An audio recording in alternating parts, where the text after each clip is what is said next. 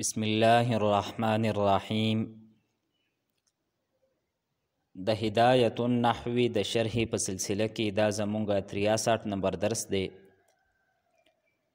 مصنف رحمه الله تعالی فرمایی فإن كان بعد لا نکرة مفردة تبنى على الفتح نحو لا رجل في الدار، وإن كان معرفة أو نكرة مفصولا بينه وبين لا كان مرفوعا، ويجب تكرير لا مع اسم آخر تقول لا زيد في الدار ولا عمرو ولا فيها رجل ولا امرأة.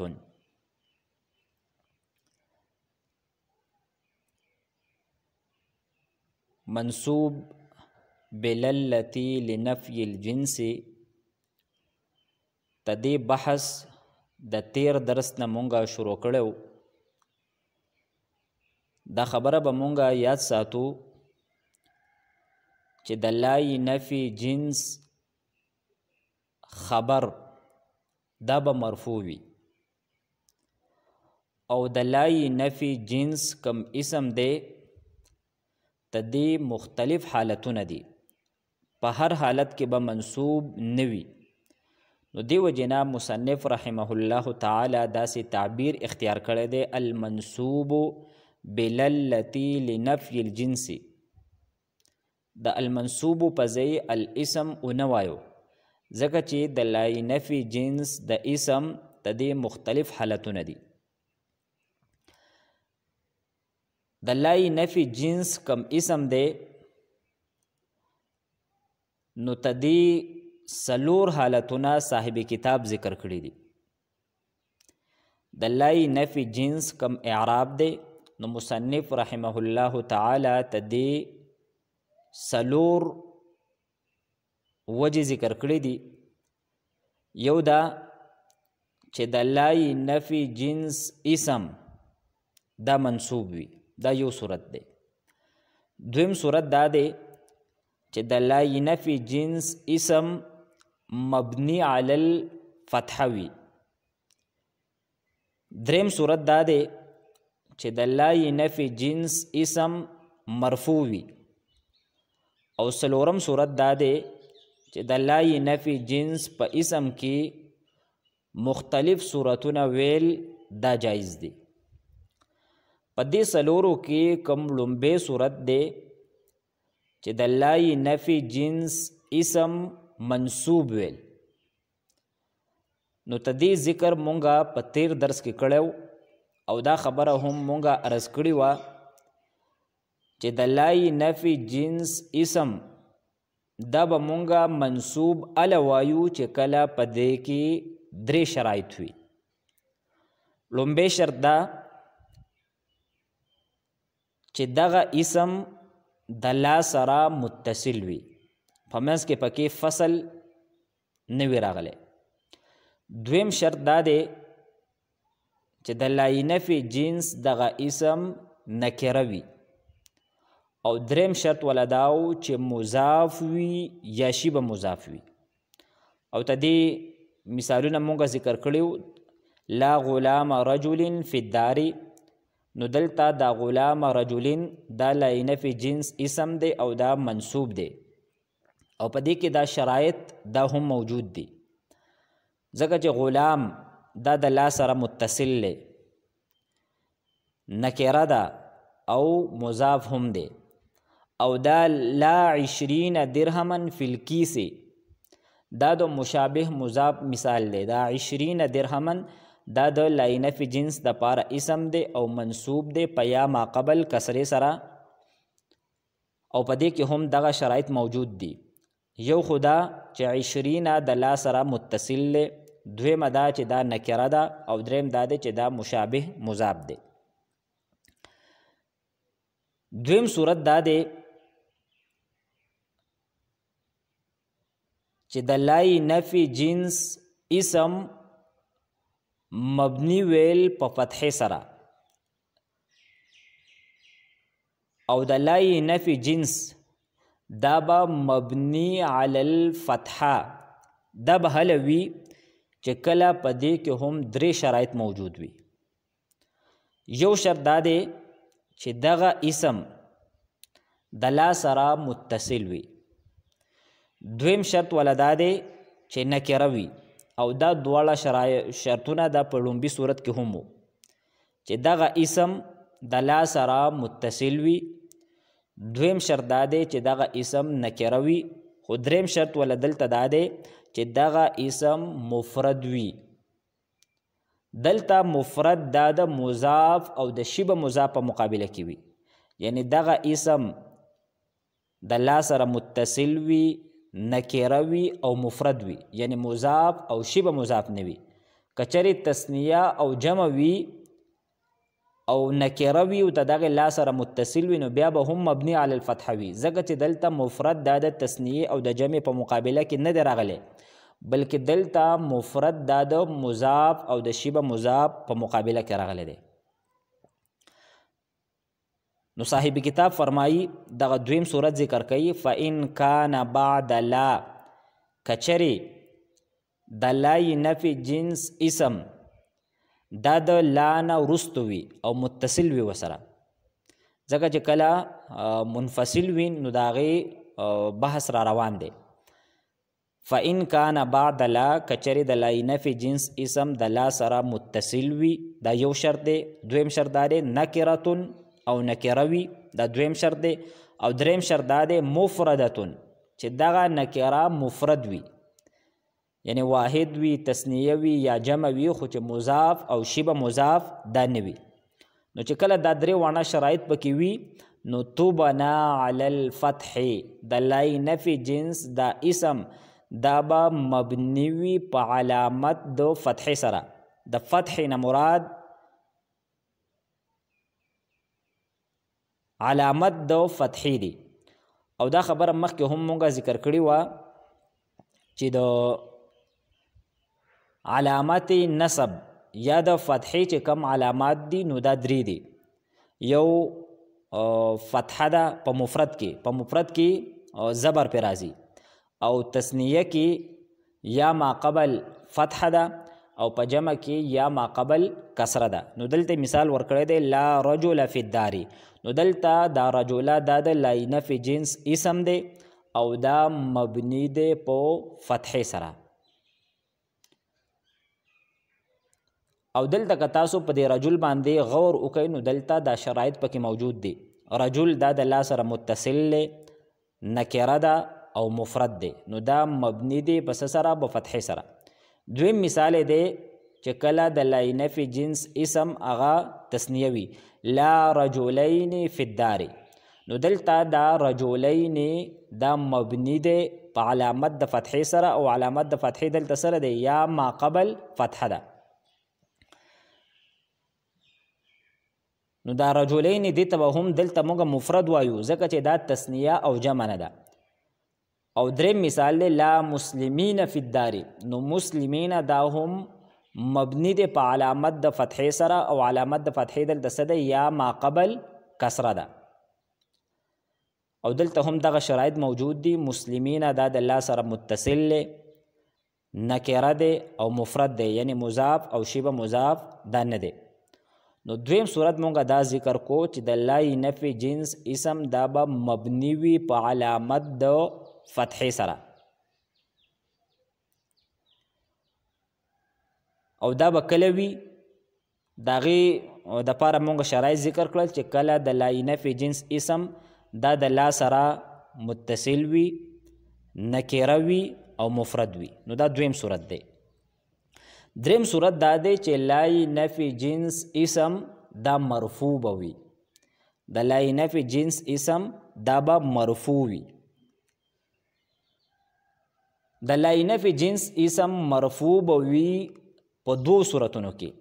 صاحب کتاب دغه دواړه صورتونه ذکر کوي.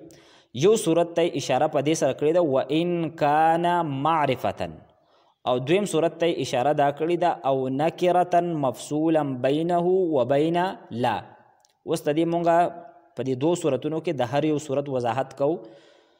یو صورت دا دی چې کچری د لای نفی جنس اسم معرفه وي، خوا که مفرد وي او که مضاف وي، د لا سره متصل وي او که منفصل وي، نو په دې ټولو صورتونو کې د دغې لا دا کم اسم دی نو دا مرفوع ویل ضروري دی. مونږ دا خبره وکړه چې د لای نفي جنس اسم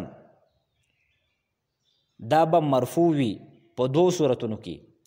یو صورت دا دی چې د لای نفي جنس اسم معرفه وي، بیا دا عام ده، خوا که دغه معرفه مفرد وي او که مضاف وي، او خوا که د دې لا سره متصل وي او که منفصل وي. نو په دې صورت کې څلور صورتونه جوړیږي.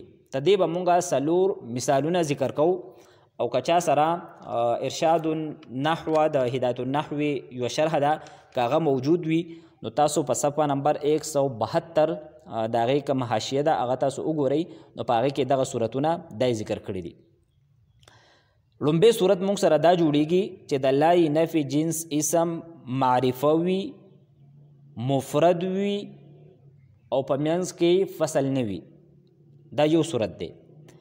مثالونه مونږ ذکر کوو، لومبی مونږ مختصرا ذکر کوو. دویم صورت دا دی چې د لای نفي جنس اسم معرفه وي، مفرد وي او په منځ کې فصل راغلی وي. دریم صورت دا دی چې د لای نفي جنس اسم معرفه وي،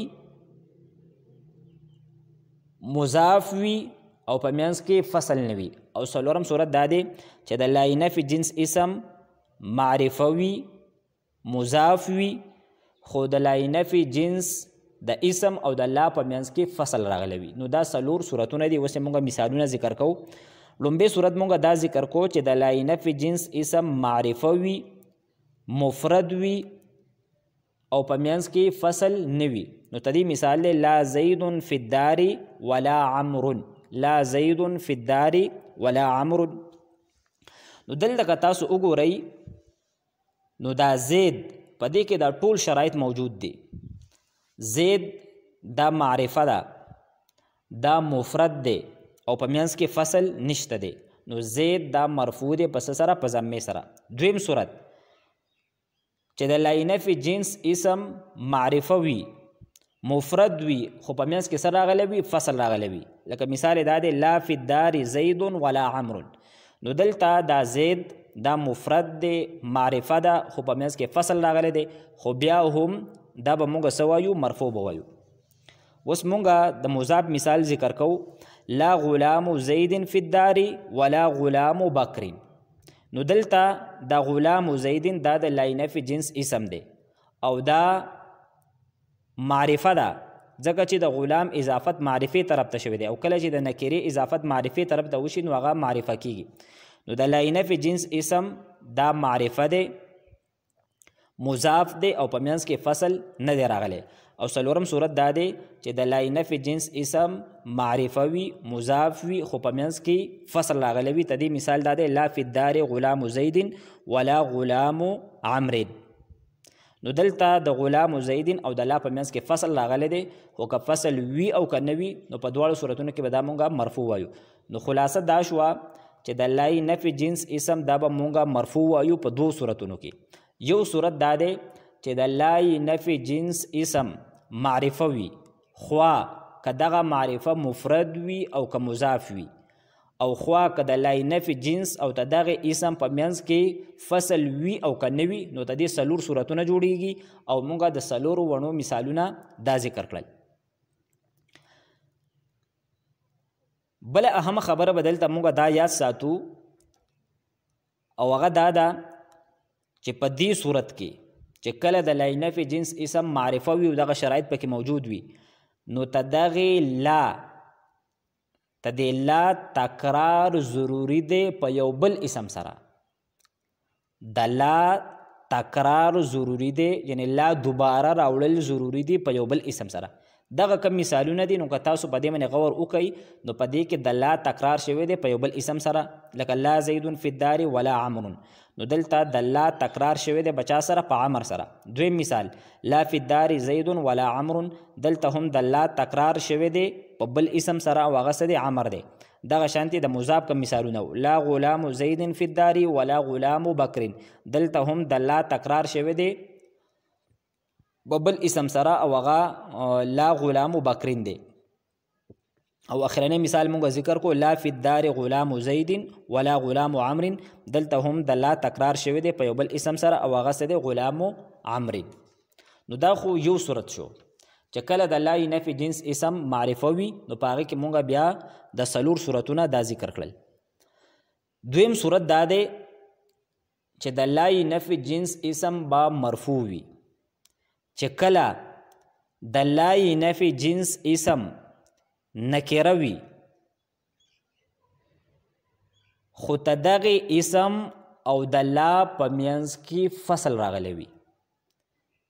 د لا نفي جنس اسم نکره وي خو دغه لا او د نکرې په منځ کې فصل راغلی وي نو په دې صورت کې به هم د لا نفي جنس اسم مرفوع وي او په دې صورت کې هم د دې لا تکرار ضروری دی په یو بل اسم سره. مونږ دا صورت ذکر کو چې د لا نفي جنس اسم نکره وي نو خوا که مفرد وي او که مضاف وي خو چې په منځ کې څه راغلی وي فصل راغلی وي نو په دې صورت کې به هم د لا نفي جنس اسم دا به مرفوع وي. نو دلته به مونږ دوه مثالونه ذکر کوو. یو دا چې د لا نفي جنس اسم نکره وي او مفرد وي او په منځ کې فصل راغلی وي. دویم دا چې د لا نفي جنس اسم نکره وي او مضاف وي او د دغه اسم او د لا په منځ کې فصل راغلی وي. نو د لومبي صورت مثال دا دی چې د لا نفي جنس اسم نکره وي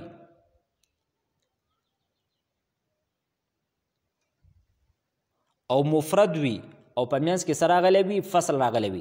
د دې مثال دی لا فی الدار رجل ولا امرأة لا فی الدار رجل ولا امرأة. نو که دلته تاسو وګورئ دا رجلون دا د لا نفي جنس اسم دی او دا مرفوع دی او په دې کې شرایط موجود دي ځکه چې رجلون نکره ده او د لا او د رجل په منځ کې څه راغلی دی فصل راغلی دی او دا مثال د څه دی د مفرد دی. اوس مونږ د مضاف مثال ذکر کوو لا فی الدار غلام رجل ولا غلام امرأة.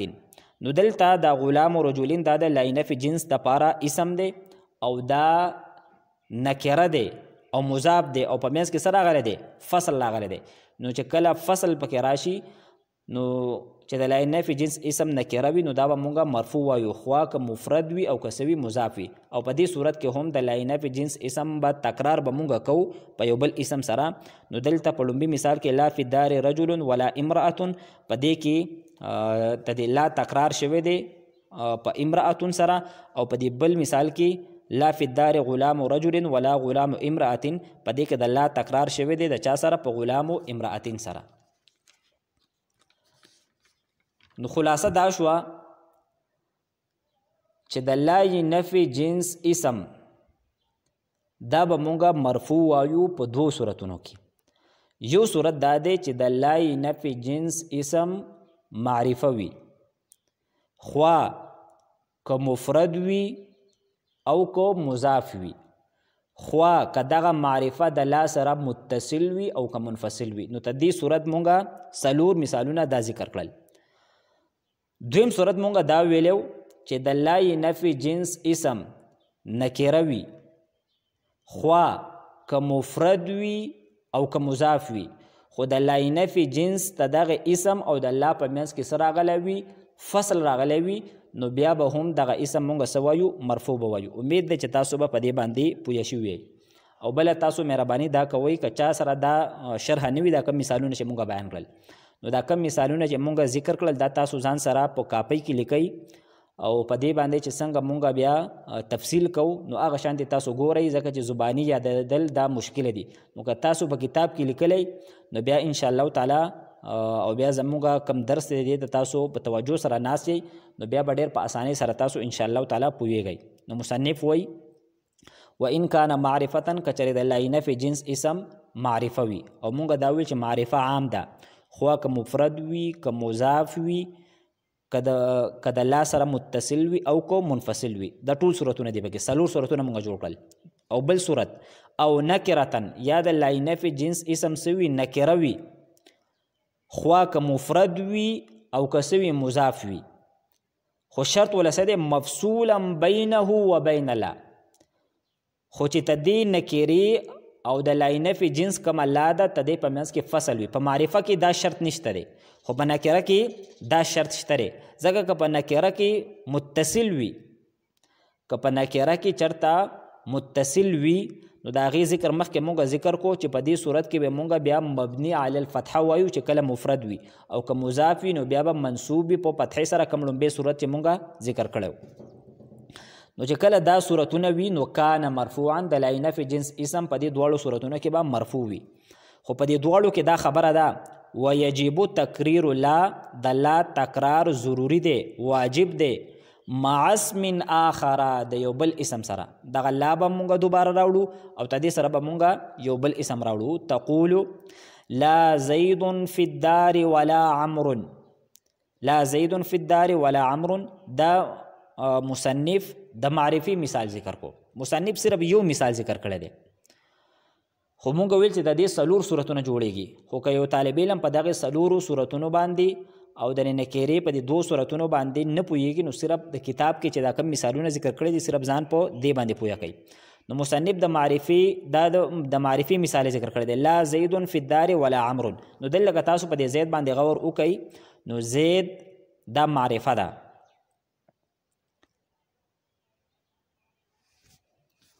او تدې لا تکرار شوی دی په یو بل اسم سره او هغه څه دی عمر دی لہذا د زید مرفوع ویل دا ضروری دی لا زید فی الدار ولا عمر ولا فیها رجل ولا امرأة دا مصنف د نکری مثال ذکر کړی دی که تاسو غور وکړئ نو لا فیها رجلون کې دا رجلون دا د لاینف جنس اسم دی او دا مرفوع دی ولې مرفوع دی ځکه چې دا نکره ده او د لا او د رجل په منځ کې فصل راغلی دی پس سره په فیها سره دلته به مونږ ته دې دا وجم ذکر کو چې په دې صورت کې دا به مونږ مرفوع ولې وایو او بله وجه دا ده چې د دې لا تکرار دا مونږ په دې بل اسم سره ولې کوو دوه خبرې دي دا اسم دا مونږ مرفوع ولې وایو یوه خبره دویمه خبره دا ده چې د لا دا تکرار مونږ په بل اسم سره ولې کوو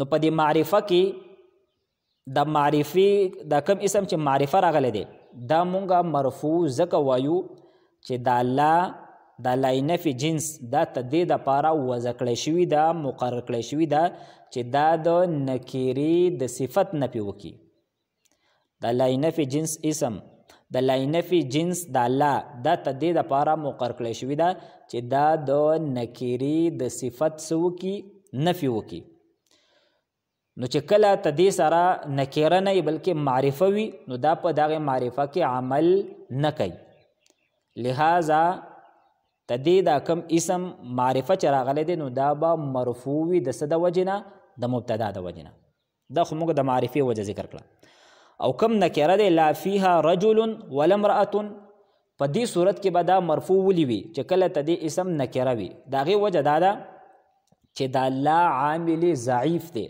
دا په عمل کې کمزور دی نو کچرې نکره ته دې سره متصل وي یو ځای ورسره لګېدلی وي نو دا به پکې بیا عمل کوي خو چې په منځ کې فصل راغی نو بیا به پکې عمل نه کوي نو اوس رجلون دا مرفوع دی د څه د وجې نه د مبتدا د وجې نه نو دا خو مونږ یوه خبره ذکر کړه چې دا به مونږ مرفوع ولې وایو دویمه خبره دا ده چې دلته مونږ د دې لا دا تکرار ولې کوو نو د هغې وجه دا ده چې دا د سوال په جواب کې راغلی دي د لا دا تکرار مونږ په بل اسم سره ځکه کوو چې جواب د سوال مطابق شي مثلا دا لا زید فی الدار ولا عمر لا زید فی الدار ولا عمر دا به مونږ د هغې کس په جواب کې وایو چې هغه دا یو کس دا وایي ازید فی الدار ام عمر په کور کې زید دی او که عمر دی ازید فی الدار ام عمر دا سوال لی نو په سوال کې د دواړو ذکر شوی دی د زید هم شوی دی او د عمر هم شوی دی لہذا په جواب کې به مونږ داسې وایو چې لا زید فی الدار ولا عمر نه په کور کې زید شته او نه په کور کې عمر شته او دا لا فی الدار رجل ولا امرأة دا به مونږه د هغې کس په جواب کې وایو چې یو کس دا ووایي افی الدار رجل ام امرأة چې آیا په کور کې سړی دی او که ښځه ده. مونږ نه یو کس تپوس وکړي نو مونږ ته په جواب کې دا وایو لا فی الدار رجل ولا امرأة. به هر حال دا دریم صورت و چې د لا نفي جنس اسم دا به مونږه مرفوع وایو. په دې دو صورتونو کې مصنف خو مختصرا ذکر کړی دی. دریم صورت دا ذکر کړی یو صورت دا ذکر کو چې لا نفي جنس اسم معرفه وي او بل صورت دا ذکر کو چې د لا نفي جنس اسم نکره وي او د لا او دغه نکرې په منځ کې فصل وي. خو مونږه دا ذکر کو چې ټول په دې کې شپږ صورتونه جوړیږي، څلور په معرفه کې او دوه په نکره کې. د نحوې چې کوم غټ کتابونه دي نو په هغې کې دغه تفصیلات دا ذکر کړي دي. نو مونږه د لا نفي جنس د اسم درې حالتونه ذکر کړل. لومبی صورت چې د لا نفي جنس اسم دا به مونږه منصوب وایو. دویم صورت د لا نفي جنس اسم دا به مبني وي په فتحې سره، په علامت د فتحې سره. او دریم صورت مونږه دا ذکر کو چې د لا نفي جنس اسم دا به مرفوع وایو مونږه په دو صورتونو کې. اوس راځو مونږه څلورم صورت لا. څلورم صورت دا دی چې په لا نفي جنس په اسم کې مختلف صورتونه جایز دي. د لا نفي جنس په اسم کې مختلف صورتونه جایز دي. نو مصنف فرمایي ويجوز في مثل لا حول ولا قوة إلا بالله 5 أوجه. د لا نفي جنس په اسم کې 15 وجې جایز دي. مخکې چې کومې وجې ویلې نو یا به پکې صرف به مونږه منصوب وایو یا به مرفوع وایو یا به مبني وایو په علامت د فتحې سره. خو دا اوس چې دا کوم صورت ذکر کوي څلورم نمبر نو مصنف وایي چې د لا نفي جنس په اسم کې 100 وجې جایز دي، پوره 15 وجې پکې جایز دي. خو د کم شانتی جمله چې وي لا حول ولا قوة الا بالله نو تدینه مراد هر هغه جمله ده او هر هغه ترکیب ده چې په هغې کې د لا نفي جنس تکرار شوی وي د عطف په ذریعه باندې. یعنی د لا نفي جنس نه وروستو بیا لا نفي جنس راغلی وي او د دغه لا نفي جنس نه مخکې څه وي وو حرف عطف وي. د لا نفي جنس د لا تکرار شوی وي د عطف په ذریعه باندې او ته د هرې لا نه وروستو په دې دوو لاګانو کې د هرې لا نه وروستو کوم اسم دی دغه مفرد وي، نکره وي او په منځ کې فصل نه وي. د دواړو لاګانو کې د هرې لا نه وروستو کم اسم دی دا وسره متصل وي، د لا سره متصل وي. دویم صورت دویم شرط مفرد وي او دریم شرط ولا څه دی نکره وي. نو چې کله هم داسې ترکیب وي او داسې جمله راشي نو په هغې کې 100 وجې جایز دي، 15 وجې جایز دي. لکه تاسو په د لا حول ولا قوة الا بالله کې وګورئ نو په دې کې د لا تکرار شوی دی د حرف عطف په ذریعه باندې لا او بیا راغلی دی ولا. نو د لا تکرار شوی دی د حرف عطف وو په ذریعه باندې. بل ته د دواړو لاګانو سره چې دا کم اسم لګېدلی دی یو حوله دی او بل قوته دی نو دا ته د لا سره متصل دی، په منځ کې پکې فصل نه دی راغلی، نکرم دی او مفردم دی. لہذا اوس په دې کې 100 وجې جایز دي، 15 وجې جایز دي. خو د 15 وجو د بیانولو نه مخکې تاسو به دا خبره یاد ساتئ چې مونږ سره 3 قسمه نومونه دي. مونږ سره څو قسمه نومونه دي؟ 3 قسمه. یو مونږ وایو رفع، نصب، جر. رفع، نصب، جر دا 3 وانا خاص دي د معرب سره. د معرب د پاره مونږ دا استعمالو چې رفع و نصب و جر. دویم دی ضم، فتح، کسر. ضم، فتح، کسر نو دا خاص دي د مبني سره. او دریم صورت دا دی، دریم قسم نوم دا دی ضمة، فتحة، کسرة. په آخر کې چې مونږ ګول ته راوړو ضمة، فتحة، کسرة نو دا د معرب د پاره هم استعمالیږي او د مبني د پاره هم استعمالیږي. یو ځل زه بیا دا نومونه ذکر کوم. مونږ دا ویل چې مونږ سره نومونه په 3 قسمه باندې دي. یو دا دی رفع، نصب، جر دا خاص دی د معرب سره. ضم، فتح، کسر دا 3 وانا خاص دي د مبني سره. او ضمه فتحه کسره دا درې وانه د دواړو دپاره استعمالیږي. نو مونږ دا ویل چې فلا حول ولا قوة الا بالله کې 15 وجې جایز دي. نو لومبۍ صورت دا دی فتحهما دواړه مبني علی الفتح ویل. مونږ ویل چې ضم فتح کسر دا خاص دی د چا سره؟ د مبني سره. نو دلته فتح لفظ راغلی د نصب لفظ نه دی راغلی. نو دا فتح دا خاص دی د مبني سره. نو چې کله مبني وي نو په مبني باندې به تنوین نه راځي، زبر به پې راځي خو تنوین به پې نه راځي. نو لومبۍ وجه دا ده چې د لا سره چې دا کم اسم لګېدلی دی دا دواړه مونږه مبني علی الفتح وایو، یعنی لا حول ولا قوة الا بالله، لا حول ولا قوة الا بالله. نو دا لومبۍ صورت دی چې دواړه مبني علی الفتح ویل. دویم صورت دا دی ورفعهما دواړه په دواړو باندې رفع ویل. او مونږ دا ویل چې دا رفع نصب جر دا خاص دی د چا سره؟ د معرب سره. نو ورفعهما مطلب دا دی چې په دواړو باندې رفع ویل. نو چې کم معرب وي او غیر منصرف نه وي نو په هغې باندې به څه راځي؟ تنوین راځي.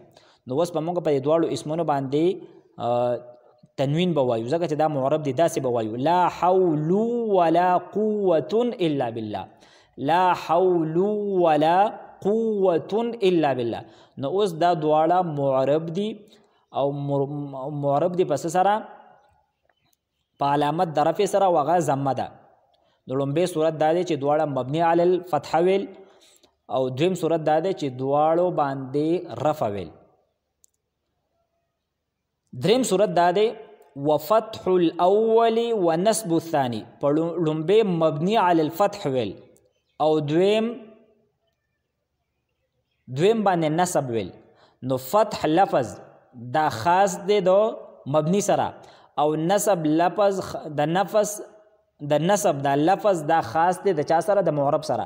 نو مونږ دا ویل چې په مبني باندې به فتح راځي خو تنوین به نه راځي. نو مونږ به لا حول به وایو، لا حولن به نه وایو بلکې څه به وایو؟ لا حول. او دا دویم مونږ ویل چې دا دویم اسم دا به مونږه په دې باندې به نصب وایو. نو نصب د معرب سره دی لہذا په دې باندې به تنوین راځي. نو داسې به وایو لا حول ولا قوة الا بالله. لا حول دا مبني دی علی الفتح باندې او ولا قوة دا منصوب دی پس سره په فتحې سره. نو دا درېمه وجه ده. څلورمه وجه وفتح الاول ورفع الثاني. وفتح الاول ورفع الثاني یعنی دا لومبۍ اسم دا مبني علی الفتح ویل او دا دویم اسم دا په دې باندې رفع ویل. یعنی لومبۍ اسم دا به مبني وي په فتحې سره او دا دویم اسم دا به معرب وي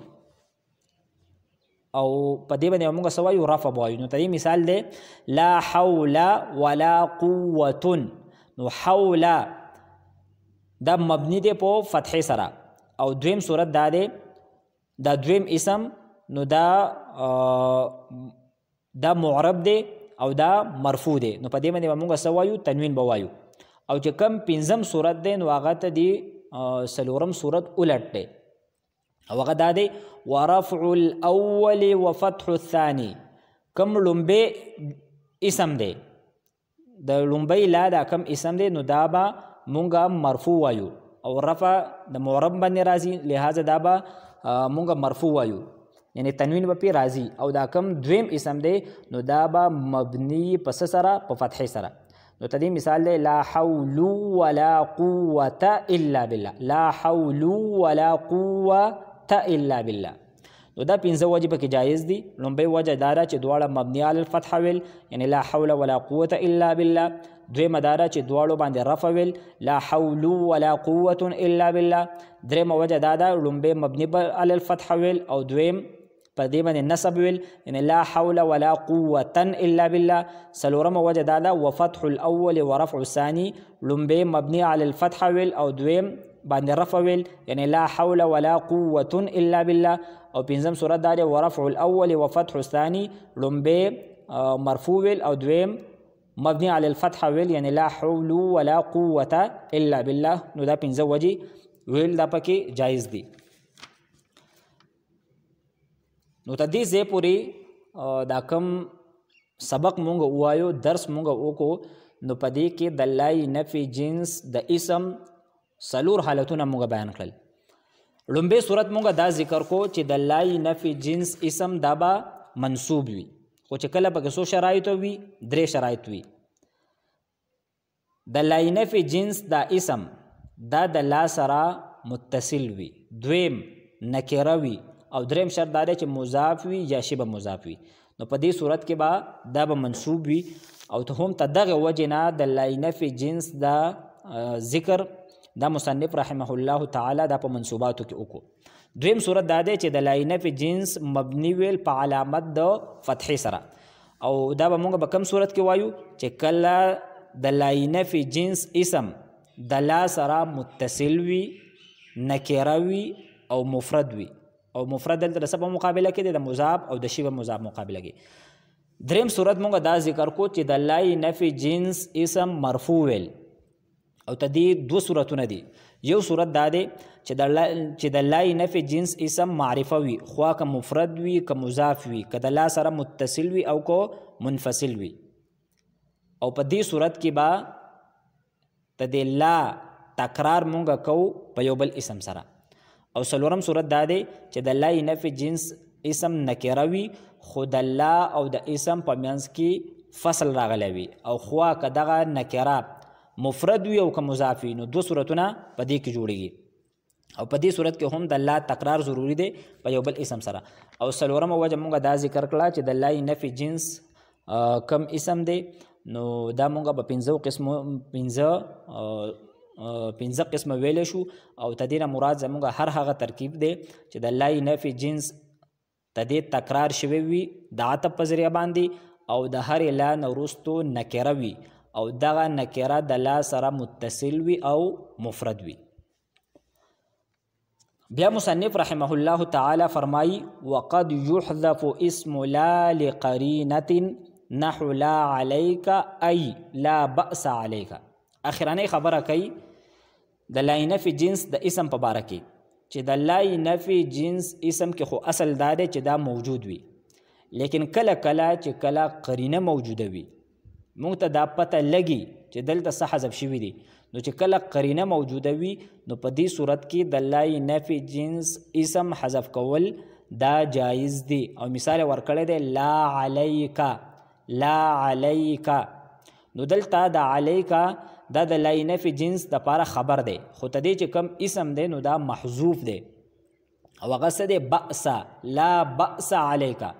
او دلته قرینه دا موجوده ده چې دلته لا دا په علیکا باندې داخل شوی دی. نو څنګه چې لا حرف دی نو داسې علا حرف دی، او حرف په حرف باندې نه داخلیږي، نو دا ته دې خبرې قرینه ده چې دلته یو اسم دا محذوف دی، او هغه اسم څه دی؟ بأس.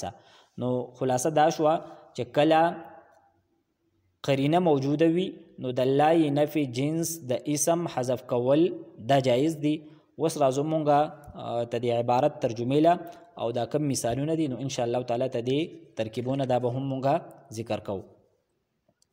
مصنف رحمه الله تعالی فرمایي فإن كان بعد لا نکرة مفردة تبنى على الفتح. کچری لای نفي جنس دا د لا نه بعد وي، متصل وي، نکره وي او مفرد وي، نو دا به مبني وي پس سره په علامت د فتحې سره. نحو لا رجل فی الدار، نو دا لا لای نفي جنس ده، او رجلا دا مبني ده په فتحې سره، او فی الدار دا جار مجرور دا متعلق ده بثابتون پوری، دا ولا خبر ده. وإن كان معرفة او نکرة، او کچری د لای نفي جنس اسم دا معرفه وي یا نکره وي، مفصولا بینه. وإن كان معرفة، کچری د لای نفي جنس اسم دا معرفه وي، او نکرة یا نکره وي، مفصولا بینه و بین لا، او دغه نکره او د لا په منځ کې فصل وي. دا مفصولا بینه دا قید صرف د نکره سره دی، دا د معرفه سره نه دی. نو کان مرفوعا د لای نفي جنس اسم دا به مرفوع وي، ويجب تقریر لا مع اسم آخر، او په دې دواړو صورتونو کې خوا که معرفه وي او که نکره وي تدغه لا تدې تکرار ضروری دی په یو بل اسم سره. تقول لا زید فی الدار ولا عمرو، نو دلته دا زید معرفه دی او دلته د لا تکرار شوی دی په یو بل اسم سره. نو دا لا نفي جنس دی او دا زیدون دا ته د لپاره اسم دی، دا مرفوع دی په ضمې سره، او فی الدار جار مجرور دا ولا خبر دی. یا موږ داسې وایو چې دا لا دا عمل نه کوي ځکه چې دا معرفه ده، نو لا ملغا عن العمل، او دا زیدون دا مرفوع دی په ضمې سره ځکه چې دا مبتدا دی، او دا فی الدار دا ولا خبر دی، او دا لا دا د تاکید د پر راغلی دی، او دا عمر عطب دی بچا باندې په زیدون باندې. ولا فيها رجل ولا امرأة، دلته هم دغه شی ویلو چې لا دا عمل نه کوي، او دا فيها جار مجرور دا خبر مقدم دی، او رجل دا مبتدا مؤخر دی، لا د تاکید د پر راغله، او امرأة عطب دی بچا باندې په رجل باندې.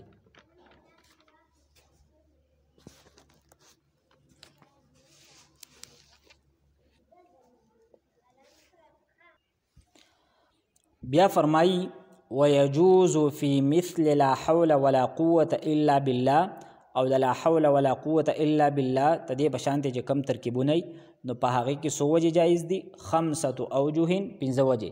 دا 5 اوجه دا فاعل د چا لپاره؟ د یجوز لپاره.